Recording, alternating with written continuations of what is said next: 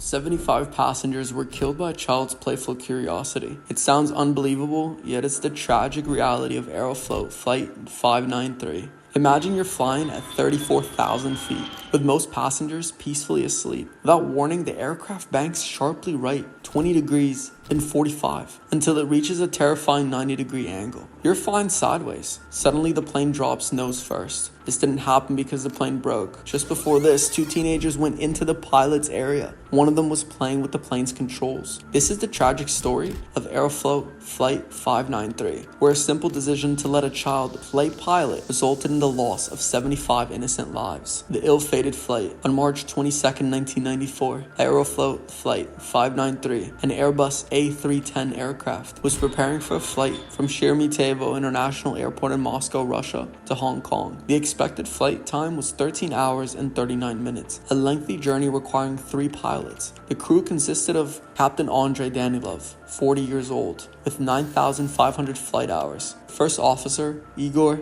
Piskaryov, 33 years old. Relief pilot, Yaroslav Kudrinsky, 39 years old. Kudrinsky had brought his 2 teenage children along for the flight, 13-year-old Yana and 16-year-old Eldar. In total, there were 63 passengers and 12 crew members on board, including the 3 pilots. At 8:39 p.m. local time, the aircraft took off from the runway. The weather was clear, and everything proceeded normally for the first 4 hours. Most passengers were asleep in the cabin, unaware of the tragedy about to unfold. Around 12:43 a.m., Captain Kudrinsky made a decision that would prove disastrous.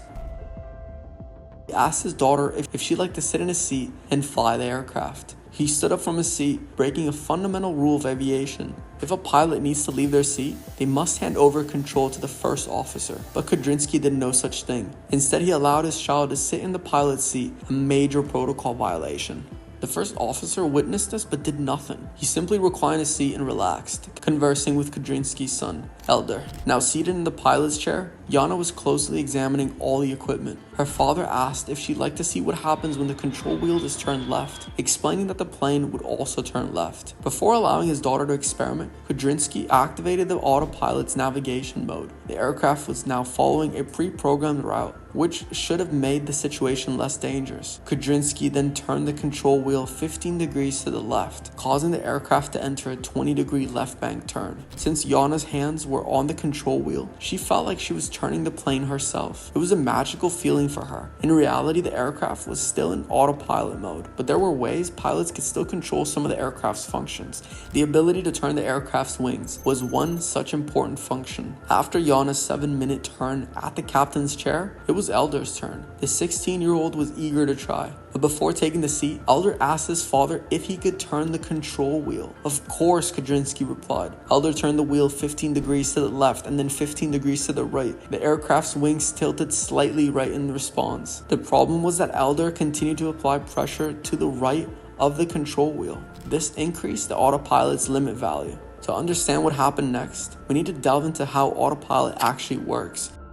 When pilots activate an aircraft's autopilot mode, the system has full authority to maintain the aircraft's altitude, turn it, and climb or descend. Pilots can intervene in active autopilot mode until an unusual situation arises or steps in if the autopilot starts doing something it shouldn't. Depending on the type of aircraft, there are several ways to intervene. In this case, the way Eldar was applying force to the right on the control wheel made the autopilot think that the pilot wanted to do something. It disconnected, but only the lateral channel, the function that turns the wings. The autopilot was still controlling the aircraft altitude and speed. It's crucial to note that the autopilot hadn't fully disengaged. This meant no audible warning sounded. Only a silent indicator showed the change. Alarmingly, none of the pilots were monitoring this, even though they should have been. The first officer conversed with Eldar while Captain Kudrinsky chatted with Yana. The aircraft continued to bank to the right, slowly increasing its bank angle. Eldar was still applying force to the right on the control wheel.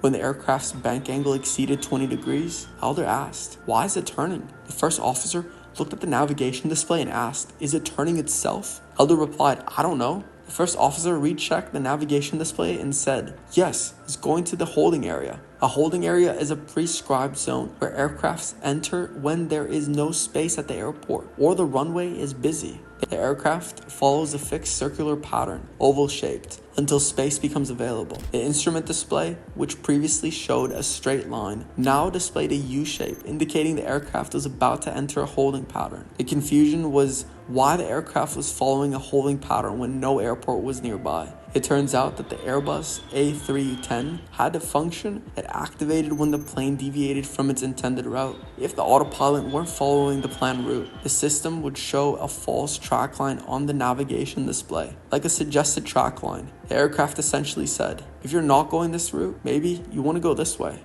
The autopilot began to show either a straight line or a circular line on the display. For 20 seconds, both pilots wasted time examining the equipment and discussing the situation. By now, the aircraft had banked more than 45 degrees and was continuing to increase, far beyond the autopilot's maneuvering capability. Remember, the autopilot hadn't fully disengaged and was trying to correct the speed and altitude according to the bank angle position. With a bank angle of over 45 degrees, the passengers inside were experiencing more than 1.5 Gs of force. The situation was far from normal, and Kudrinsky could not remove Elder from the seat and take control of himself. By this point, the aircraft's bank angle had reached an incredible 90 degrees. The function, still trying to maintain altitude, shook the entire aircraft. Finally, at 12:55, the autopilot fully disengaged, and an audible alarm sounded.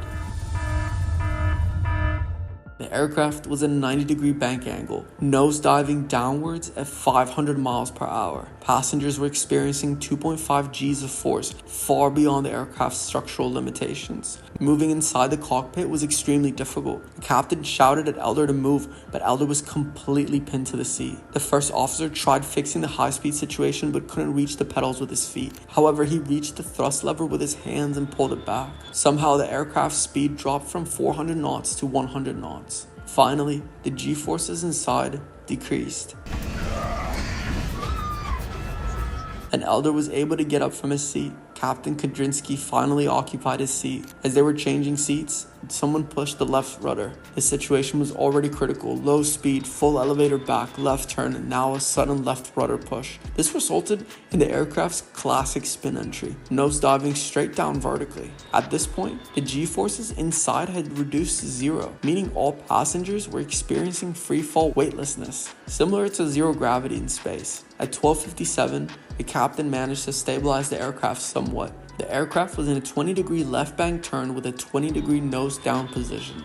The situation was better than before, and if the pilots had done nothing and let it continue as it was, the aircraft might have stabilized on its own. Instead, the elevator was pulled again to its maximum deflection, hoping the aircraft would go upward, but the aircraft's engines weren't strong enough to handle this maneuver. Its speed immediately decreased, and the aircraft began to rotate with higher and higher angular velocity. By this point, the aircraft had reached only 1,000 feet. Even though the pilots managed to stop the rotation, it was too late. The aircraft crashed into the foothills of the Kuznets-Alato at 12:58, just 3 minutes and 15 seconds after Elder had sat in the seat. The aftermath. All 75 passengers died immediately in the crash. Fortunately, the cockpit voice recorder was found on the second day of the search operation, allowing for a proper investigation and revealing the real reason for what happened in the cockpit before the crash. Initially, Aeroflot Airlines denied allegations that 2 children were in the cockpit. However, they were forced to admit the truth when the cockpit voice recorder was leaked to the press. This tragic incident is a stark reminder of how unpredictable life can be. None of the flight passengers could have magnified the disaster that awaited them.